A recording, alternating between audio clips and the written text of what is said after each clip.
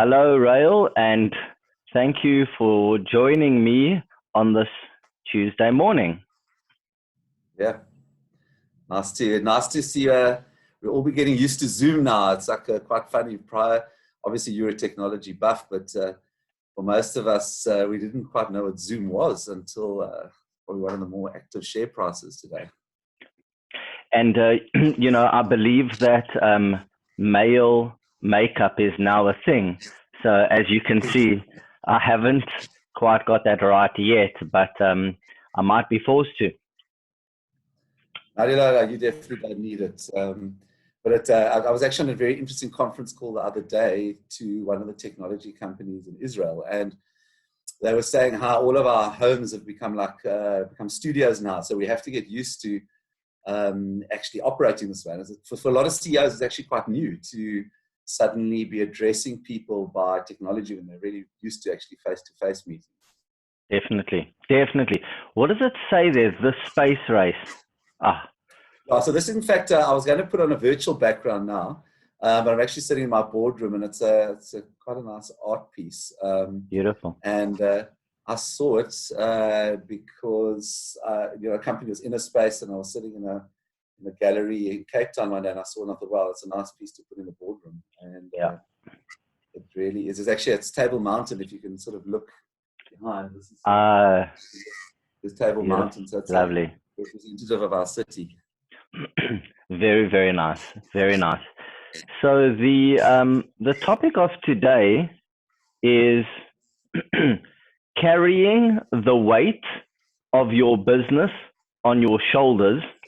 Big statement. And I'll jump right in saying that I think one of the things I'd like to get your opinion on is firstly that, but tied to that is keeping professionalism standards very high. Now that there's a lot to unpack there, but I think a lot of it is if you're carrying the weight of your business on your shoulders, it's really about setting up your environment so that your clients can enjoy interacting with your business. So I wanted to get your take on professionalism, but also really just about, opening up your shop so that clients can have a good experience. Well, I suppose it's quite funny because we actually sort of launched into that conversation initially. So I certainly think that, and I presume you're talking sort of post what's sort of now become known as the Corona crisis, because it's, we all sort of know that crises, no matter what they are, whether they're personal crises or business crises, they do actually change behaviors.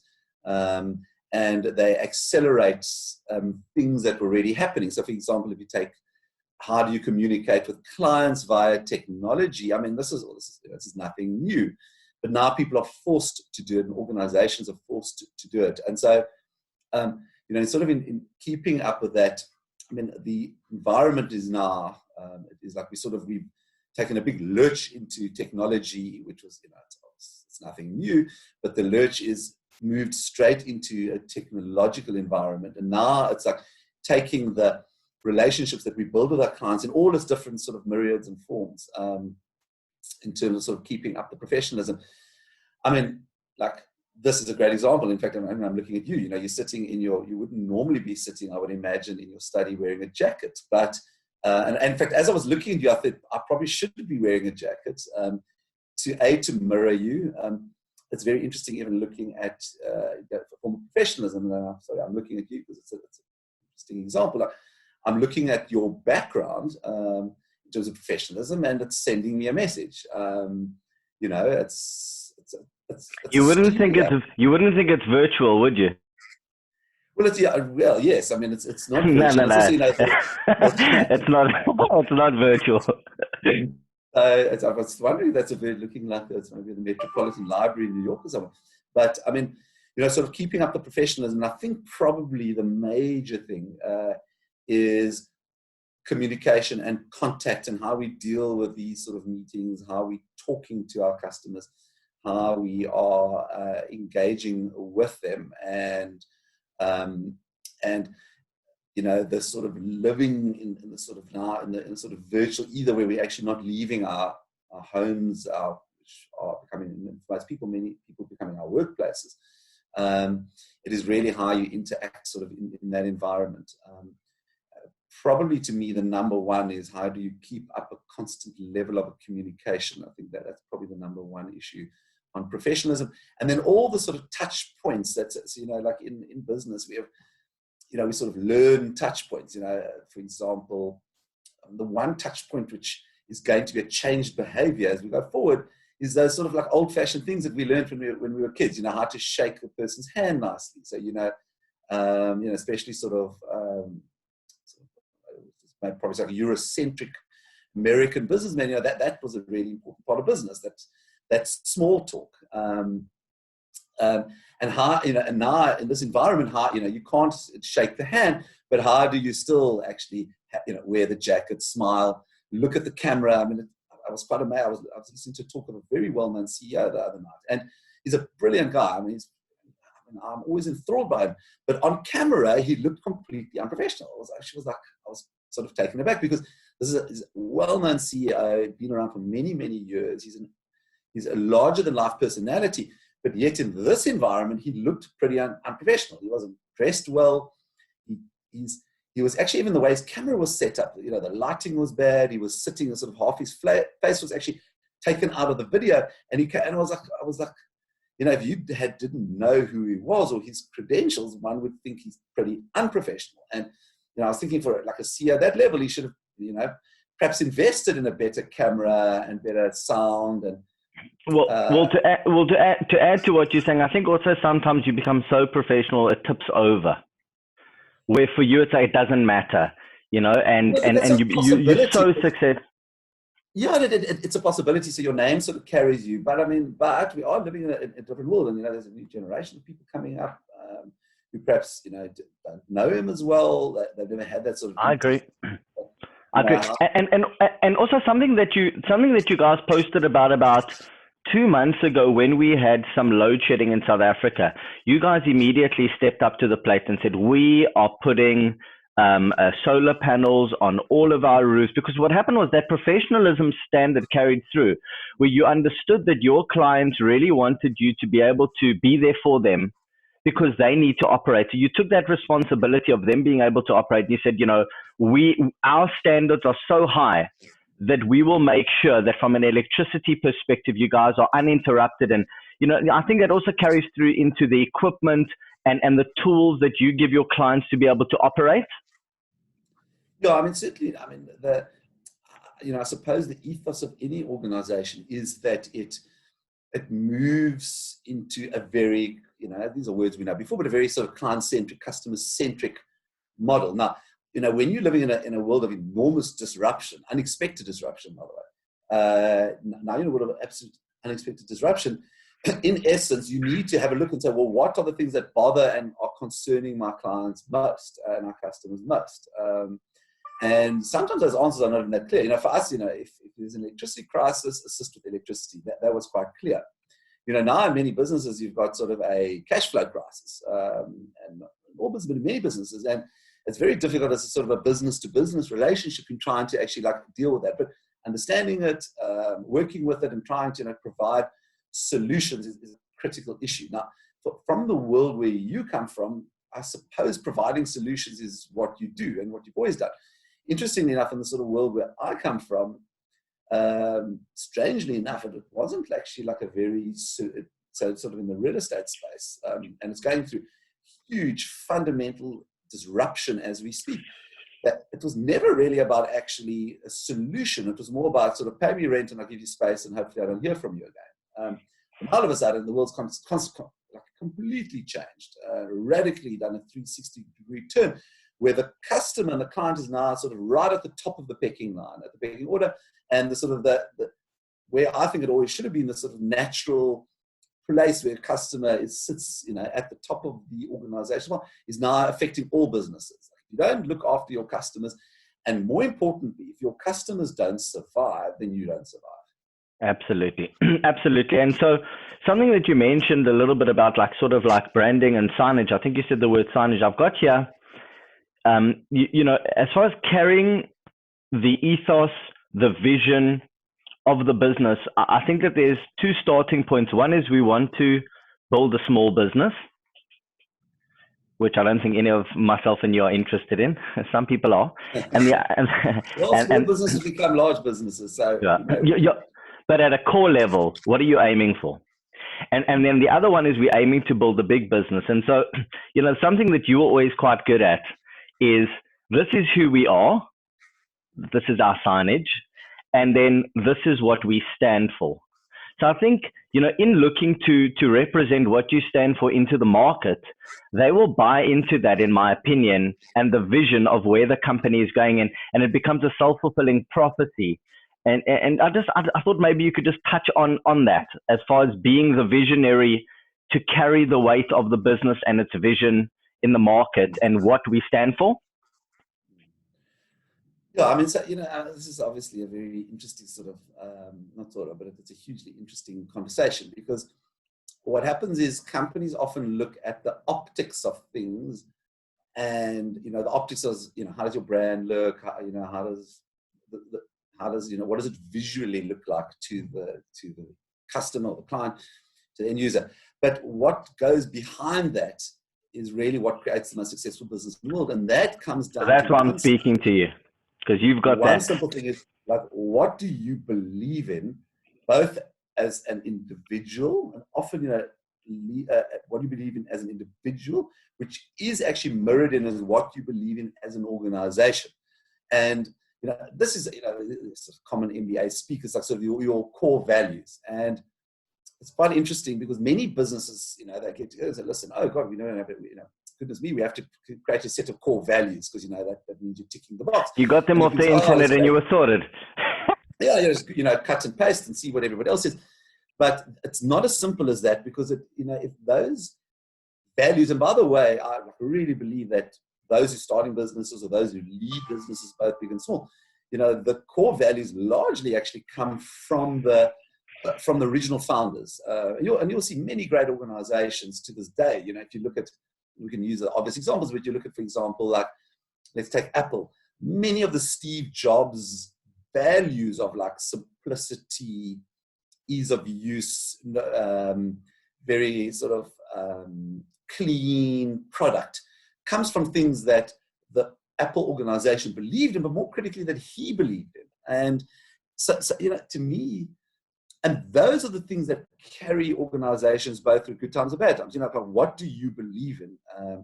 Everyone says, we believe in honesty and integrity, and that's a very interesting conversation. What does that actually mean? And I think the great organizations and the great people go into really go, listen, what do I believe in as a person?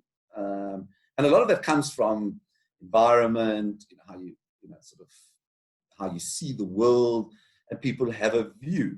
And many organizations as management grows, and as the original founders and leaders move on, and you get more professional management coming in, they often lose those basic fundamental things which actually got them going as an organization. And I watch, even today, I'm open the business down, I'm starting to look at the results of companies, and it's like, wow, the original founders that moved on, the original ethos of the organization, the things you believed in disappear. Now, when it comes down to a set of values, that can be translated in terms of professional into everything that you believe. So, for example, one of the things that I've always liked is and I believe in whatever you do, autograph your work with excellence. But I believe that.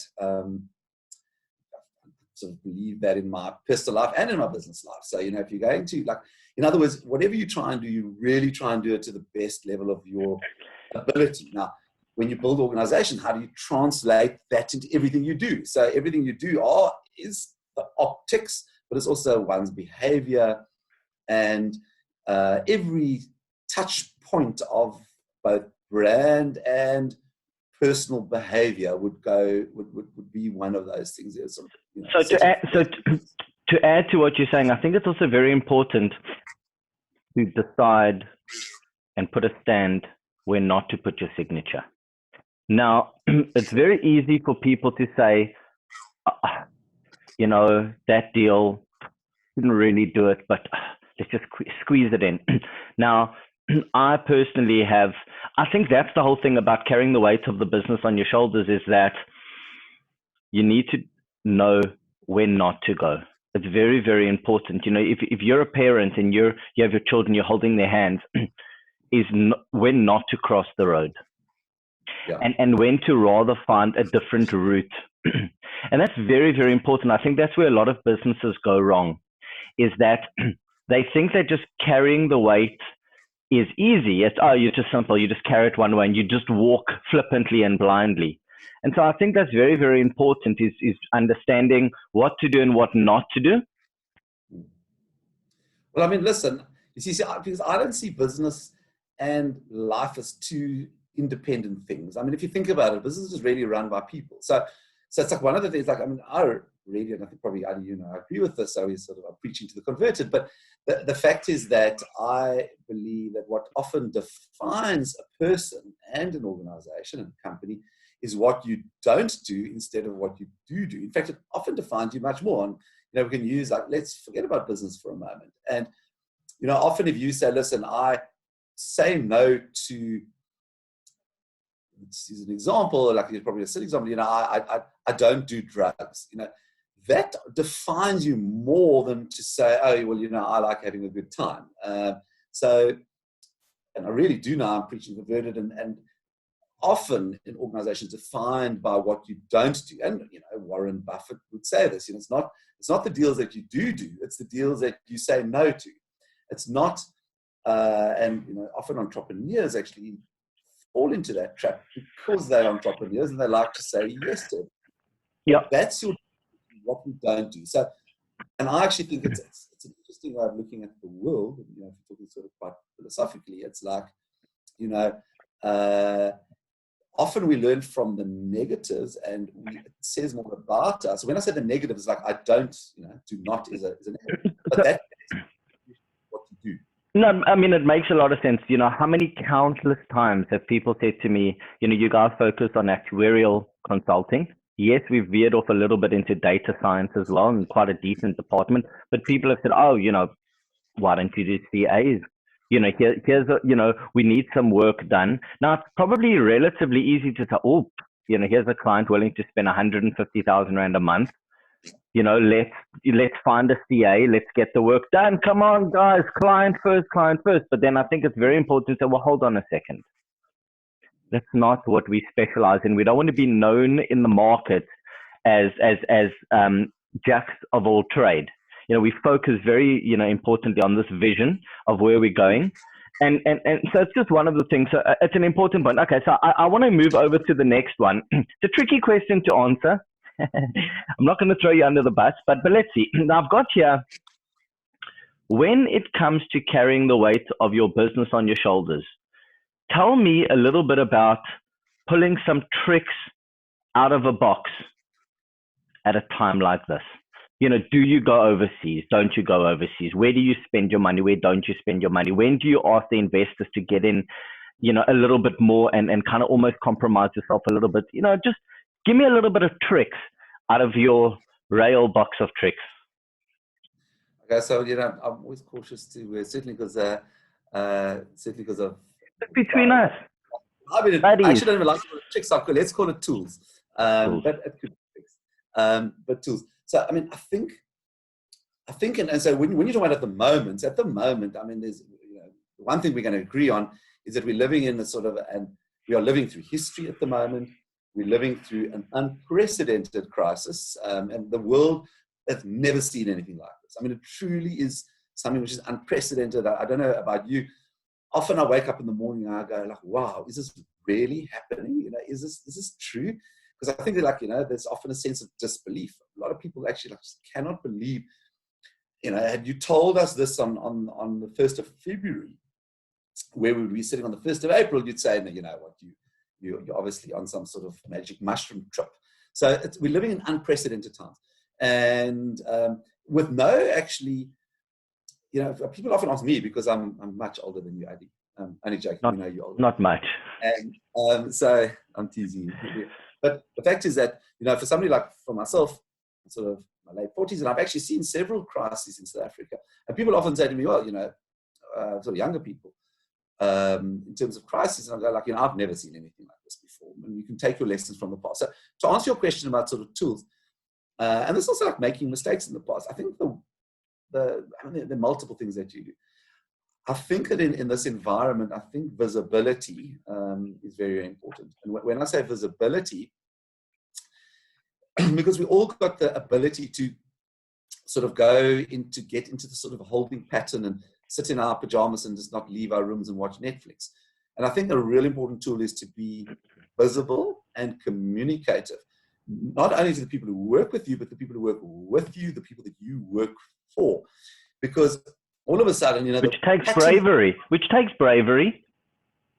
it takes bravery, and probably even takes a little bit of discipline, and for me, I mean, I was just sort of, I was starting to, I'm a big believer that your life is actually just a series of disciplines that you constantly do. And if you're a religious person, actually it's all about what you do at this time and what you do at that time, and there's a huge discipline actually. But if you're not, if you don't come from that sort of world, what happens is, Tuesday morning arrives. It's not the same Tuesday morning as it was in January and February, and you sleep a bit later, and oh my goodness, I've got a Zoom call. I know many of my friends do, and they put on a shirt, and underneath they like sort of below the shirt they're sitting in their underpants, and they forgot to brush their teeth. And I'm not, I don't know about you, but I'm sitting in my office. Do you want to see? Do you want to see? Do you want to see my boxer shorts? So, there we go. There we go. And the fact is that visibility about getting into actually a disciplined pattern of behavior. So for me, and in fact, you and I spent our sort of most interesting moments was actually running. We would meet at 6 o'clock in the morning. Adi, you were always 2 minutes early. I was always 1 minute late. But we certainly had that discipline. And to keep in with those disciplines. And it's the discipline of communication. Because if you're used to working in an environment where it's like you communicate, all of a sudden you're thrown into disarray, one almost can get caught up in not using that tool. And then using all the other forms of communication, be visible and be heard. So that's a tool for me. The next tool is like fake it till you make it. Okay. And why I say that? Because this is unprecedented, scary, fearful moments. And it's so fearful because not only are we do not know what the economic situation is down the line, but everything that we presume has been thrown into huge disarray. And, I think probably the one thing that creates the most anxiety to any of us, is the fear of the unknown. Like, what is my future looking like? How's my business going to look? How are my children going to be? How are my parents? My own health?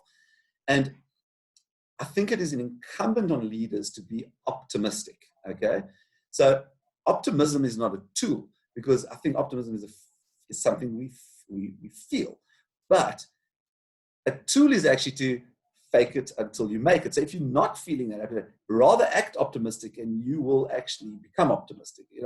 Very nice. Many years ago, in fact, I did write the book, but I haven't published it. But in 2004, I was unexpectedly in the 2004 tsunami. And when I was in that tsunami, I'd been to a talk in Johannesburg, in Midrand, in Gallagher State, and Rudy Giuliani, who went into all interesting different career paths with Donald Trump. But at that point, he was the mayor of New York. And he spoke about how to deal with the crisis. And I remember as that tsunami wave sort of came through, I remember his words actually were echoed in my ears. And what he said, and he was referring to 9/11, of course, when he was the mayor of New York, and I'm now in the tsunami. It was 3 years later, and he said, "Look, even if you are hugely scared, hugely fearful, and hugely anxious, just put on a brave face, because then you will become brave." So, in other words, if you are not calm and internally you are hugely concerned and afraid, if you act calm, in other words, the tool to fake calmness, you will become calm. But more importantly, the people around you will see the calmness, and they will calm down. And so for me, our offices, and I'm very 1990s, but I still like an office, because an office to me, I mean, it's going to change a lot, but an office to me is just one of the disciplines that I personally like. So when I walked in on sort of what's happening here in South Africa in level 4 lockdown, I walked into my office yesterday, first day back at the office, and I'm fearful because I don't know what's going to happen, and we don't know what the economy is going to do, and we don't really know what's going to happen in our businesses and how things are going to work. But I was like, put a smile on your dial. You walk in and you exude confidence. And it was quite amazing as sort of like to watch the people who had come to work, because a lot of them were some of them were very, we weren't forcing people, and we were complying completely with the sort of the spacing and social distancing. And we did that. But those who did come to work, which is probably a third of our normal sort of workforce, which is according to the regulations, I watched a couple of them looking at me. And when I exuded confidence and optimism about the future, that they suddenly got that message, and they then calmed down, and it was actually a very great day. I walked out the office yesterday at 6 o'clock, before I was going to be arrested for breaking the curfew. Sure. But I walked out and said, was this a day well achieved? And it was yes, because I did exude confidence. Trust me, I was like as scared as the rest of us. But I think, and that is by demeanor, by behavior, and taking Rudy Giuliani's advice and saying, right, just act calm and you will be calm. So I think that's a great tool that one can learn. I like that, but if I can just pose one more thought and get your insight on it, and then we'll close it off because we are running out of time. I think that if one is to position oneself in the market now, one has a responsibility to position oneself, because I think that in times of crisis, the hero businesses will step up to the plate. If there was ever a time to step up and find the gap and say, things are different now, we're stepping up to the plate, we're positioning ourselves as this entity. Any thoughts on sort of like the market that you guys are going into, positioning yourselves as the new norm? Because, you deal with a lot of businesses, you guys have, set a stage for them. We've positioned ourselves as the affordable, credible actuarial consultancy. That's a great position for us. And in my opinion, it matches 100% with where the market needs to go. So for us, it's a brilliant positioning. So any thoughts on kind of like your positioning as a business into this new world and kind of like solidifying that statement? Well, Adi, your example and how you've really changed the environment, and you are still changing the environment. And I remember actually the first time chatting to you about this, when it really was, business is such a wonderful thing. It really was an idea in your mind, and now you eventualize it. You did what I think all classic people do, and I'll give you some examples of what we do. And you were the first person that I ran the idea past, by the way. Like once I developed it, you were the first person. It's like, if Rael thinks it's great, I don't often do that. I don't often do that at all, but I ran it past you. I remember even where we were physically running. So we were running it first physically, and actually we were running the list. But what you really did was you took a leap into the future, which was risky because you were really could be cannibalizing what you had already were doing. And you said, look, let me just use logic and my logic and go, what does the future look like? And if you see, Adi, like what you did is exactly what is happening today, because everything has now moved into virtual. Business, many businesses are going like, why didn't we see this? But you saw that. Now in our actual business model, because I think what all crises really do, they just accelerate what was going to happen in any event.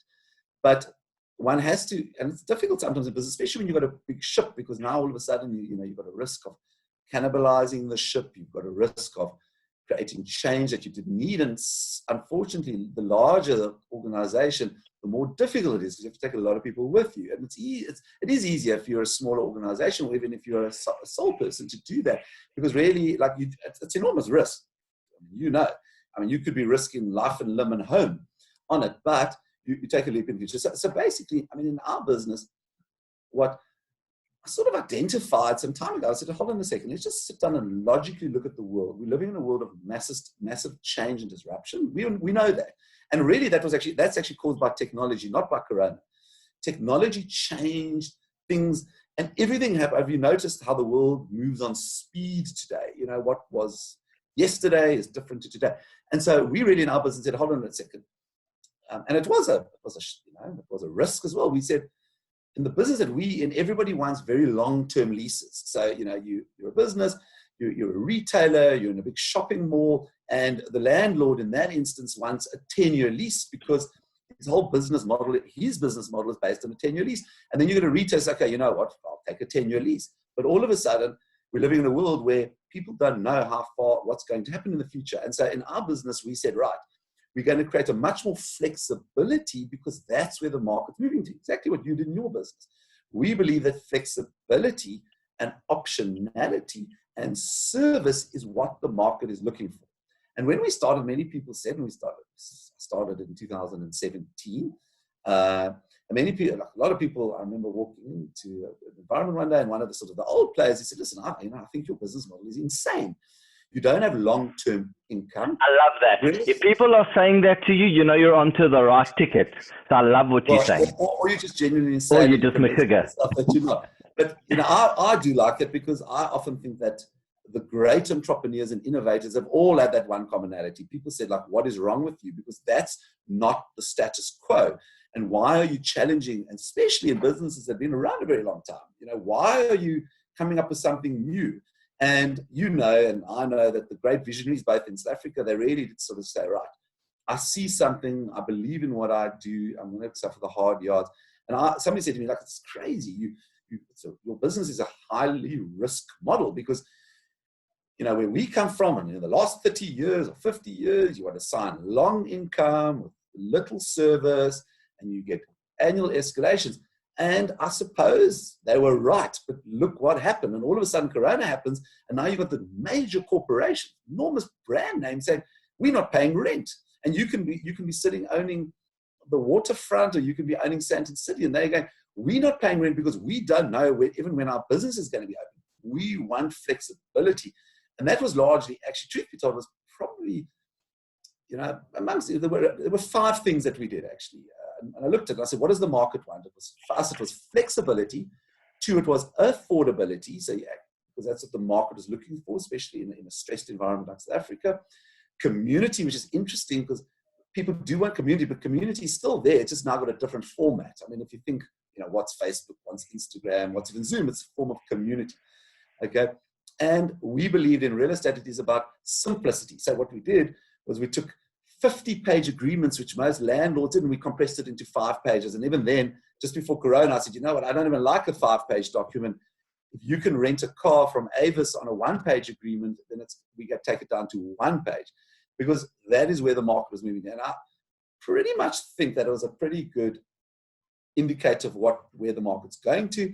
And I think the companies in our space that are going to survive will be the ones who realize it's about that, it's about service, it's about flexibility. And the other ones may well become the dinosaurs of business. And as you know better than anyone else, certainly in crises, which is generally in business, empires grow and empires fall. And there are histories littered with many, many examples of great, huge organizations that just disappeared. And so while I'm also, you know, I'm saying, listen, you know, as a business, we have risks because we're part of a great environment.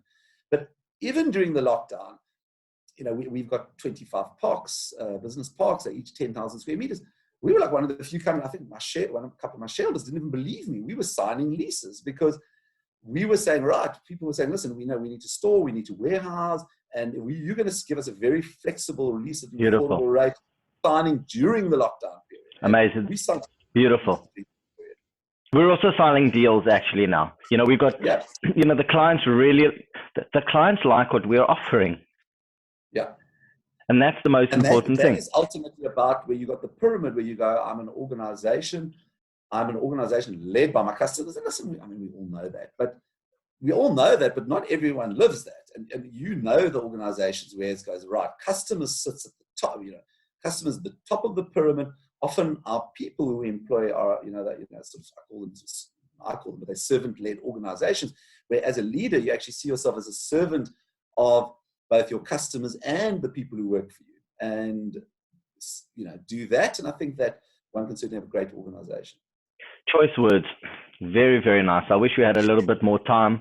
We could delve into a lot of it, but I think you've gotten across some solid, simple but very solid insight pieces of advice. And I like that. I'm going to rewatch this and just try and let it absorb, because obviously you've got a lot of experience. So yeah, enjoy the Tuesday, and this has been very, very nice. Thank you for joining me. And I mean, the last thing, and people, and I suppose why do I have experience? It's not because I'm old and grey and got a few extra lockdown kilos because I wasn't running on the road. But the point is that I've actually, just truth be told, is I've been through personal and business crises. And I think it's the same as the part where you say what you don't do. We all learn, all of us. Largely, we learn in life from the bad things that happen to us, not the good things. Now, why I'm mentioning that is because at the moment, there are a lot of bad things happening. And if your view on business and life is actually, these are the moments when we learn best, we grow as people, we grow as organizations. If you take that into your unknown Tuesday today and know, right, this is bad stuff, but this will make me better, my children better, my environment. If you believe that, then it will be better. Very true. I like that a lot. Rael, enjoy the Tuesday. Take care. Yeah. Bye. Cheerio.